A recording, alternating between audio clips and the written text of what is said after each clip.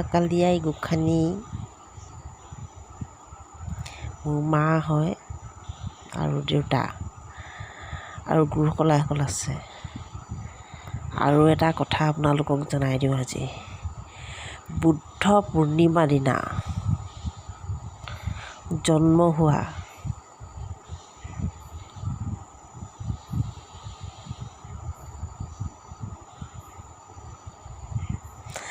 তিনিজন কৃষ্ণ আছে অসমত।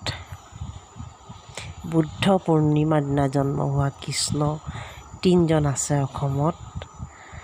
আৰু ক'ত আছে নাজানো, মই খালি সপোনতহে দেখিছিলোঁ দেই।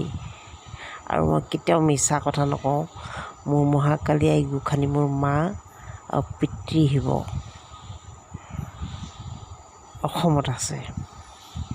কিন্তু এটা কথা, সেই তিনিজনক ঠাণ্ডা কৰি থ'বলৈ হ'লে আপোনালোকে মহাকালী আই গোসানী ফটো লগাবই লাগিব, নহ'লে সেই তিনিজন ঠাণ্ডা নহয়। গম পাইছেনে?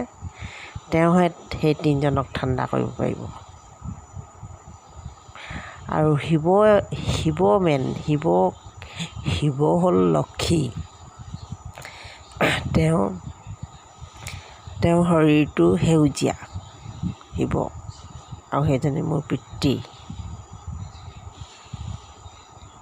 তেওঁৰ শৰীৰটো সেউজীয়া। আৰু মহাকালী আই গোসানী হ'ল লক্ষী মা। যেতিয়া বহুত খং উঠে, তেতিয়া তেওঁ সেইটো ৰূপত আহে। গতিকে গুড নাইট। সকলোকে কথাখিনি জনালোঁ। ভুল ভ্ৰান্তি হ'লে ক্ষমা কৰিব।